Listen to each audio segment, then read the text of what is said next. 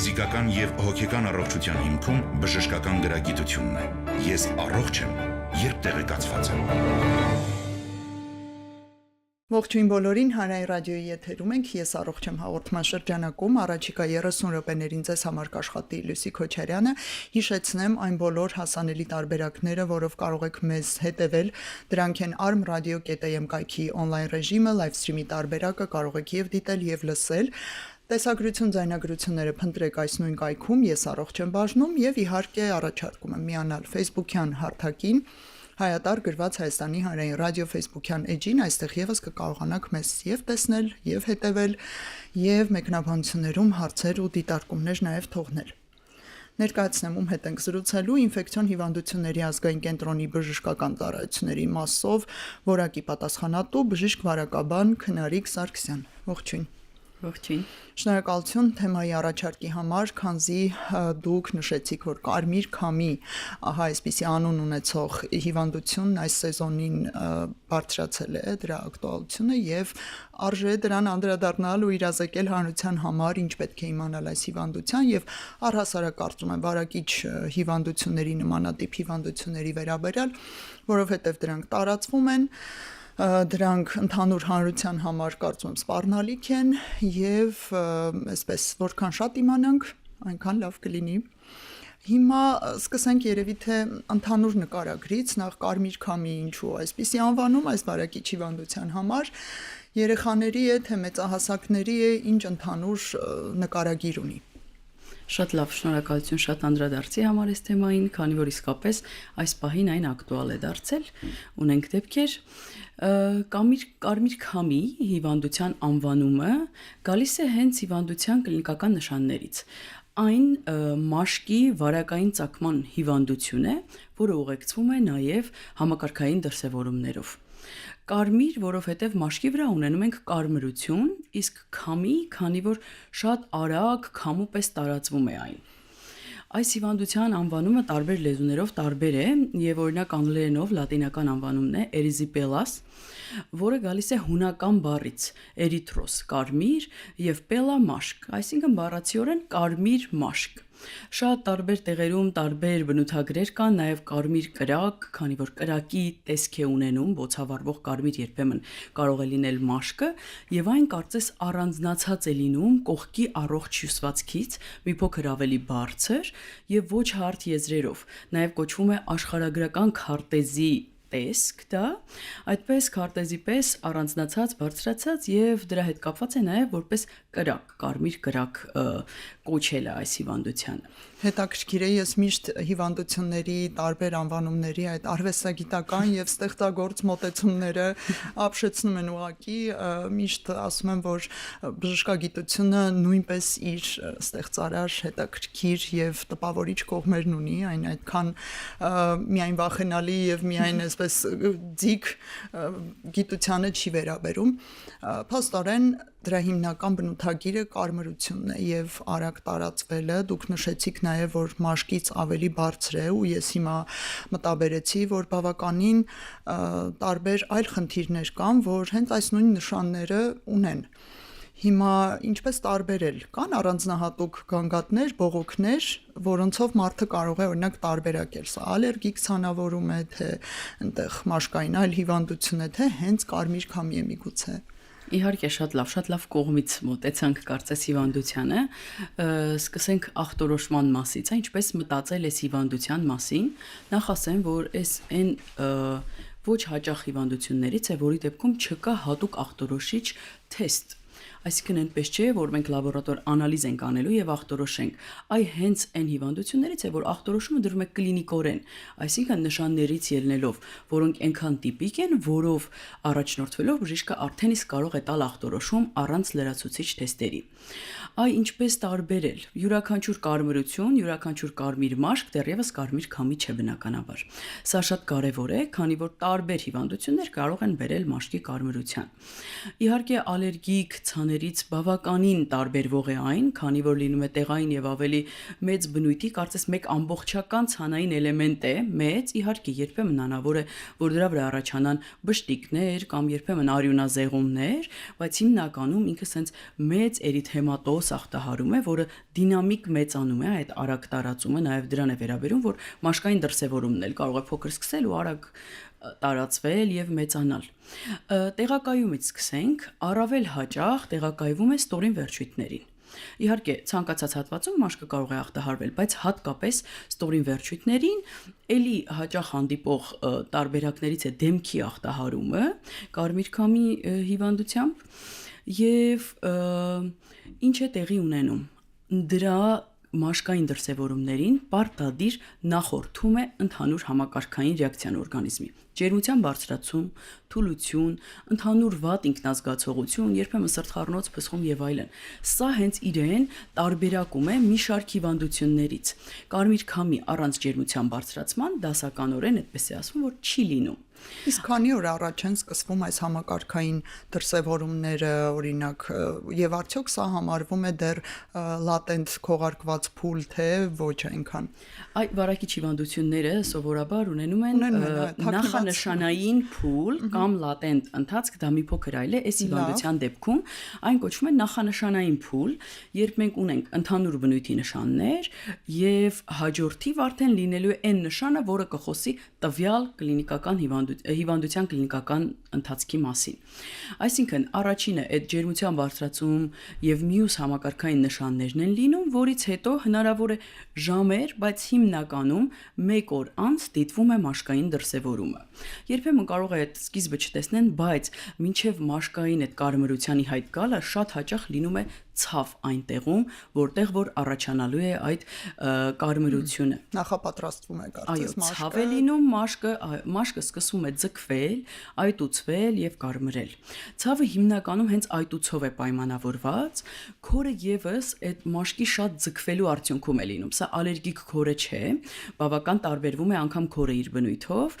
ալերգիկ, որովհետեւ տեղային է հստակ եւ մաշկի այդ ձգվածության պատճառով է։ Ավելի շատ դիսկոմֆորտի պատճառով առաջացած քորի նման զգացողություն լինի կարծես ինքը։ Մյուս կարևոր բանը այն է, որ այս հիվանդությունը զարգանալու համար անհրաժեշտ են ռիսկի գործոններ, այսպես ասած, պետք է հարմար իրավիճակ լինի օրգանիզմում, որպեսզի զարգանա։ Քանի որ ասենք վարակային հիվանդություն է, կա հարուցիչ։ Այդ հարուցիչը բակտերիալ վարակ է, ստրեպտոկոկերն են հիմնականում լինում։ Ախմբի ստրեպտոկոկերը երբեմն այլ բակտերիաներ, ստաֆիլոկոկերը եւս կարող են հարուցել։ Ինչ է կարևոր։ Այդ ստրեպտոկոկերի մասին կարծում եմ բոլորը լսած կլինեն, դրանք շրջանառում են եւ արտաքին միջավայրում եւ մեր մաշկի վրա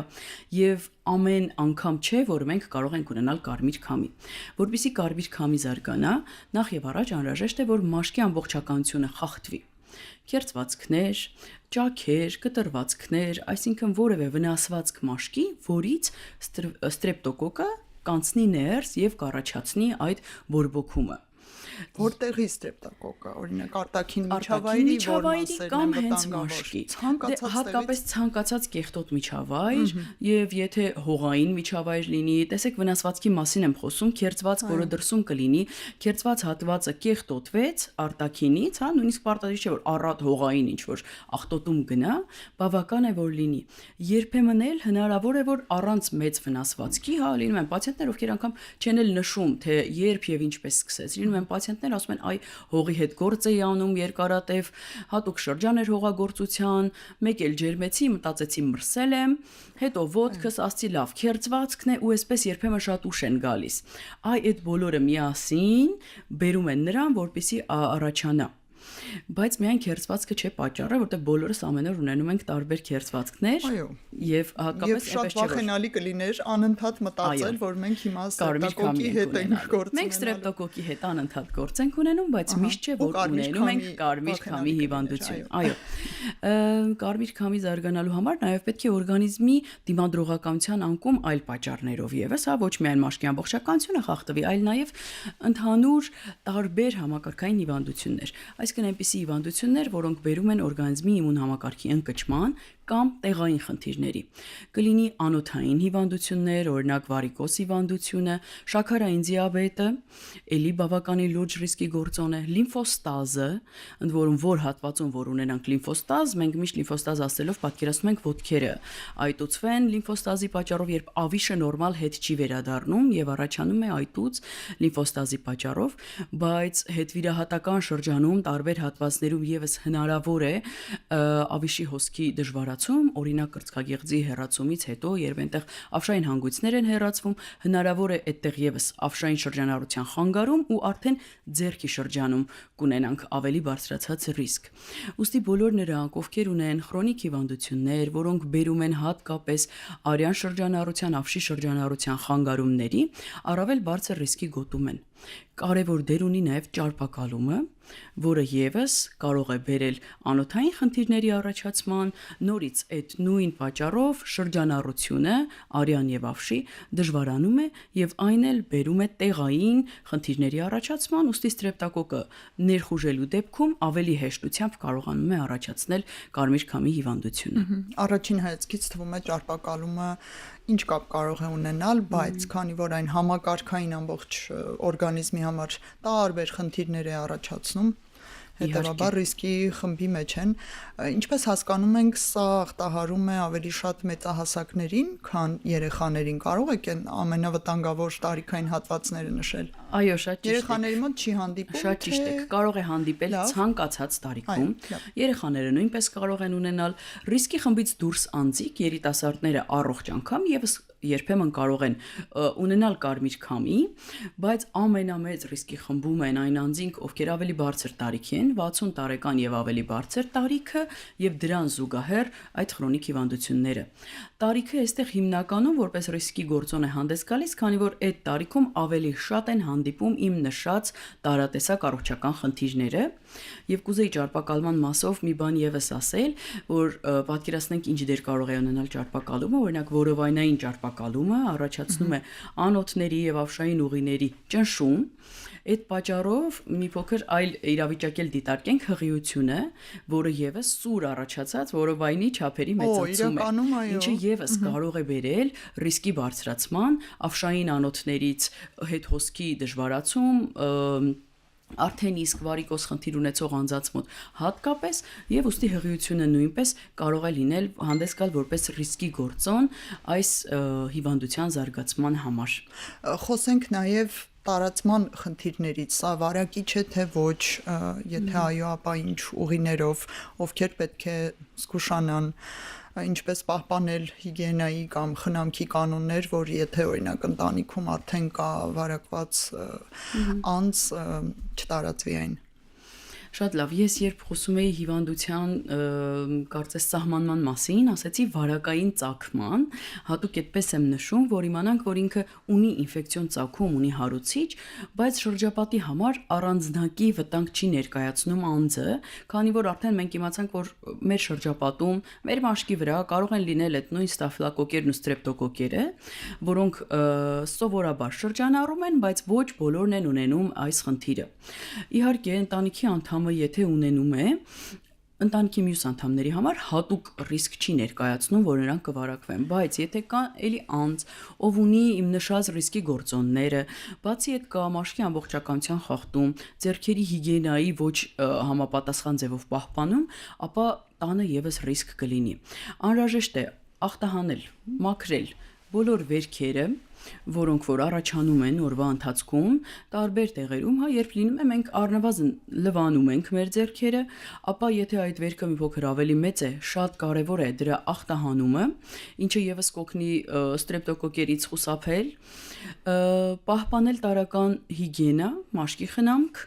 չունենալ մաշկի վրա ճաքեր, որովհետև երբեմն ուղակի չոր մաշկը մաշկային ճաքերը, եթե կան հատկապես այն իմ նշած խնդիրները, կաճարպակալում, լիմֆոստազ եւ այլն, բավական դժվար է լինում մաշկը զերծ պահել այդ ճաքերից, անգամ 2 մատի արանքում առաջացած ճաքը կարող է լինել մուտքի դուռ այս հիվանդության համար։ Դա էլ է ամբողջականության Դրա համար, խախտում, այո, մենք սովորաբար վերք, արյուն, այսպիսի պարտադիր չէ արյունային արտադրություն, ինչ որ մեծ չափերի վերքերի առաջացում, որպեսզի առաջանա կարմիր քամի։ Այդպես փոքր, այսինքն մաշկը հնարավորինս անվնաս պահել եւ արտաքին միջավայրի աղտոտումներից զերծ։ Այ դուք նշեցիք, որ մաշկի վրա արդեն իսկ այդպես լայն տարածումով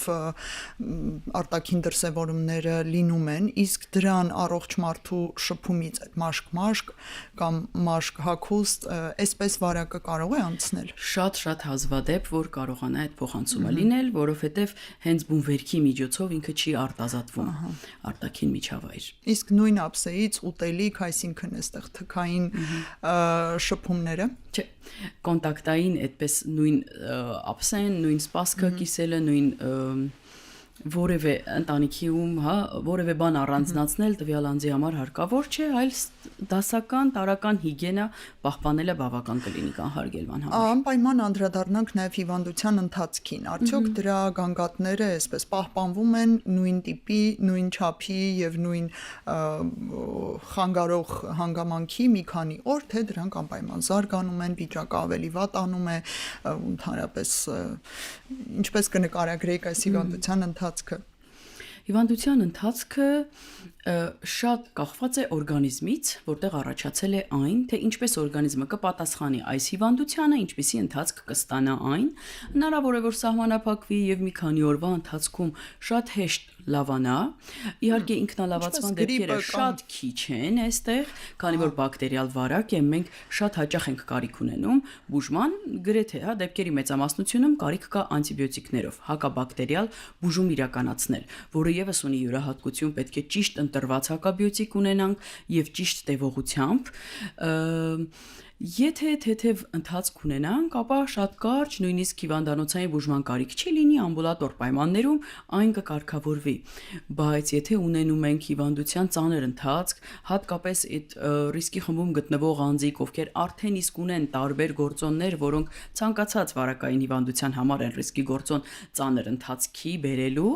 առավել եւս այս դեպքում, ապա այդ դեպքերում կարիք է լինում ավելի երկարատև բուժման։ Հակաբակտերիալ բուժման ֆոնին հիմնականում այդ ընդհանուր նշանները շատ ավելի արագ են կարգավորվում, քան մաշկային դրսևորումը, որը կարիք է լինում շատ ավելի երկար հսկել, մինչև որ կկարգավորվի։ Այսինքն ջերմություն եւ այլ գանգատներ կարող են ավելի արագ կարգավորվեն, այո, բուժման ֆոնին հատկապես, այո, մաշկով զբաղվել ասվածն էլ այնպես չէ, որ այստեղ հատուկ տեղային բուժում է պահանջվում, ընդհակառակը պետք չէ նախապես տան պայմաններում սկսել մաշկը բուժել որպես մաշկային այս կամ այն խնդիր, պետք չէ, այլ անհրաժեշտ է այստեղ ամենամեծ դերը հենց հակաբիոտիկներին է, որոնք ոչ թե տեղային են կիրառվում, այլ համակարգային ընդունման, դա կլինի կամ բերանացի կամ ներերակային ըստ անհրաժեշտության, եթե կարիք լինի, համակարգային ընդունում հակաբիոտիկների։ Մի կարևոր բան եւս ասեմ, որ ասացի ես, որ դեմքի կարմիր քամի եւս կարող է լինել։ Այստեղ մուտք գործելու առումով եւս ունենք յուրահատկություն, որ հնարավոր է քթմպանից, կոկորդից, այդ ստրեպտոկոկերը մտնեն մաշկ, երբ մաշկի ամբողջականությունը նորից խախտվում է, եւ այն շատ ավելի վտանգավոր իրավիճակ է, երբ դեմքի վրա մենք ունենք կարմիր քամին, որովհետեւ դեմքը, եթե ուղղակի տրամաբանորեն մոտենանք, մոտ է գլխին, եւ այստեղ ունենալ լուրջ բակտերիալ վարակ, որը ունի ներուժ առաջացնելու նաեւ գլխուղեղի ախտահարում եւ բոլոր դեպքերում էլ հնարավոր է բարդություն, որ այս բակտերիան անցնի արյան հուն եւ գնա առաջացնի տարբեր խնդիրներ, սկսած սեպտիկ վիճակից մինչեւ տարատեսակ բարդություններ։ Իհարկե բարդությունների մեջ առաջին տեղում մենք երևի առանձնացնենք ցելյուլիտը, որը իրենից ներկայացնում է ենթամաշկային ճարպաբջջանքի բորբոքում, աբսեսների առաջացում, տեղային թարախակույտերի առաջացում, որը էլի շատ ավելի հաճախ է, երբ մենք գործ ունենք դեմքի կարմիր քամու հետ։ Ուստի այն դեպքերում, երբ կա դեմքի կարմիր քամի, շատ կարևոր է հիվանդանոցային հսկողությունը եւ բուժումը, որտեղ մենք ուշադիր կերպով կարող ենք հետևել այդ տարածման, բարդությունների առաջացմանը, որpիսի դրանք հնարավորինս շուտ կանխվեն եւ ըստ անհրաժեշտության կարգավորվեն բուժում ստանա անձը դեմքի կարմիր քամին կարող է հանդիպել նաև այն անձանց մոտ, ինչպես եւ կհասկանանք, ովքեր չունեն այն իմ նշած, հա, արյան եւ ավիշի հոսքի հետ կապված խնդիրները կամ այլ քրոնիկ հիվանդությունները։ Այլ տեսակ է, եթե կարող ենք ասել, մի տեսակ առանձին իր մի խումբ առանձնահատկություններն ու բարդություններն ունի եւ այստեղ նույնպես արդյոք առանց որևէ լաբորատոր հետազոտության դուք եզրակացնում եք սա կարմիր քամի է թե ոչ։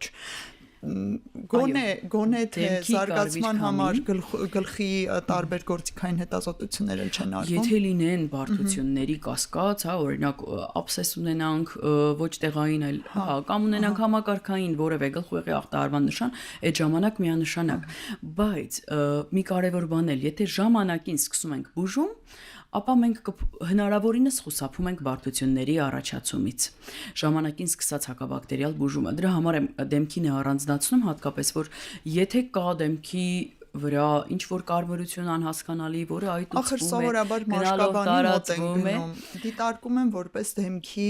մաշկի խնդիր, շատ ավելի էսթետիկ է։ Շատ կարևոր է։ Իհարկե, մաշկաբանները եւս շատ լավ տեղյակ են կարմիր քամի հիվանդությունից, նրանք եւս կարող են ճանաչել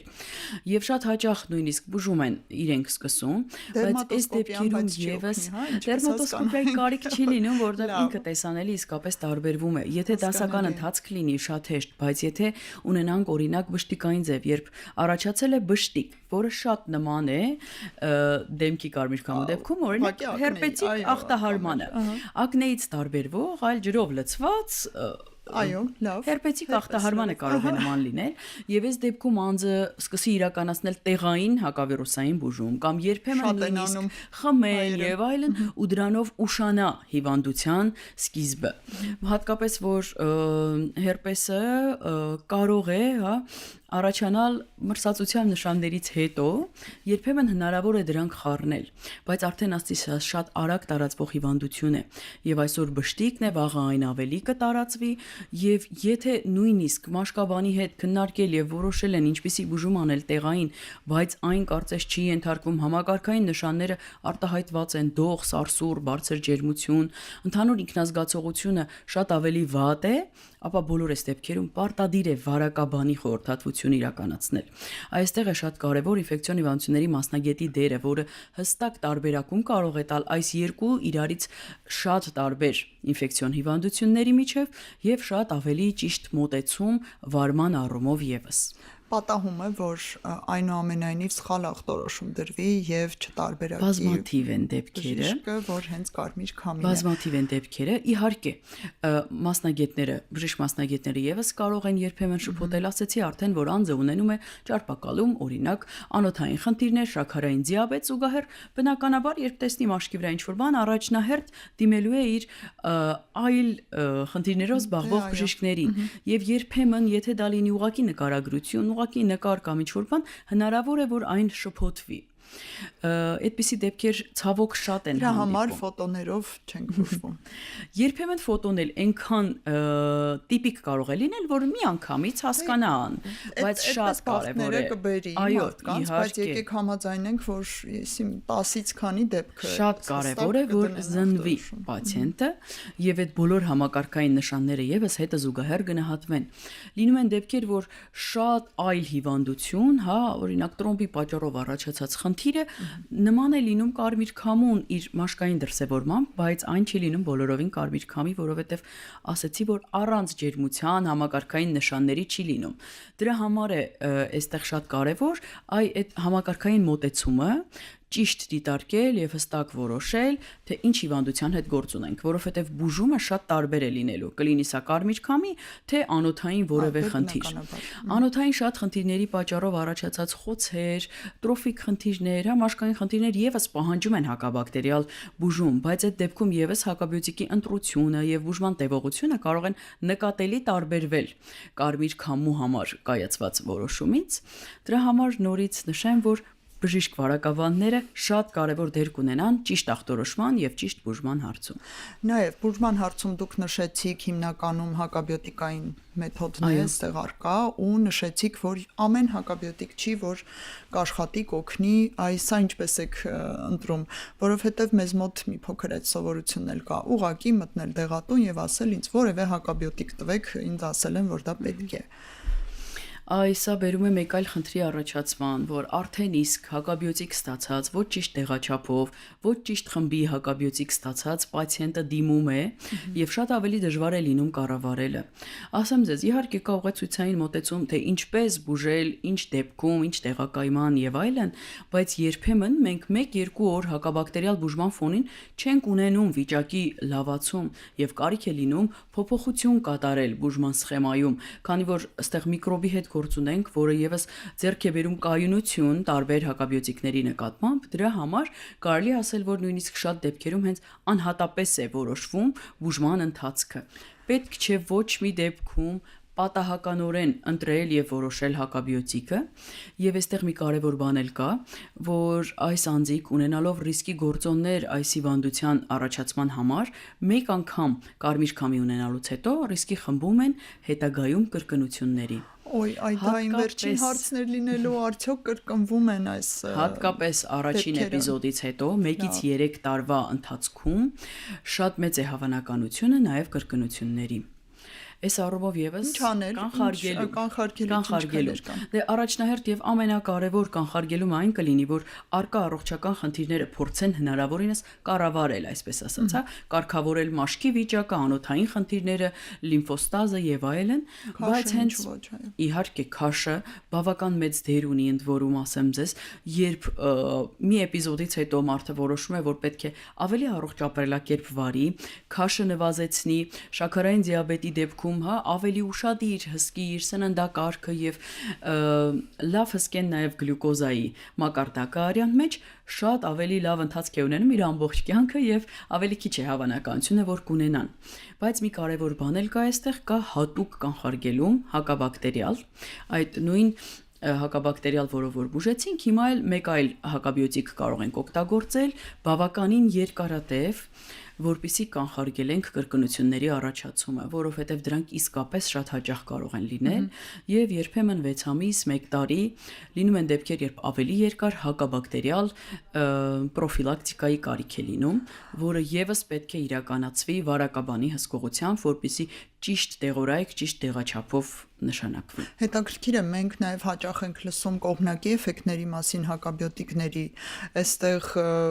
վտանգավոր չի ստացվում ամիսներով ստանալ այսպիսի բուժումը։ Տեսեք, այստեղ իհարկե ամիսներով տրվող բուժումը հիմնականում ամսական մեկ անգամ ներարկման ձևով է իրականացվում, բայց դուք ճիշտ եք ասում, իհարկե հակաբիոտիկներ ունեն կողմնակի ազդեցություններ, բայց եթե առաջանա նորից կարմիր քամի, մենք ավելի ինտենսիվ, ավելի երկարատև, ավելի նոր խմբի պրեպարատով ենք այն անելու եւս, իհարկե։ Բացի այդ, սովորաբար երբ տեղին է կիրառվում ճիշտ հակաբակտերիալ պրեպարատը, կողմնակի ազդեցությունները հիմնականում շատ ավելի հազվադեպ են լինում, քան այն դեղատնից պատահական վերցրած եւ օգտագործած դեղորայքի դեպքում։ Արդյոք սա նշանակում է, որ եթե բուժումից հետո, սկզբնական բուժումից հետո հակաբիոտիկային թերապիան էլ անցնի, 6 ամիս է, 1 տարի է, դադարեցնի, հավանականություն որ չի կրկնվի, նվազագույնի է հասցվում, թե դեռ մնում է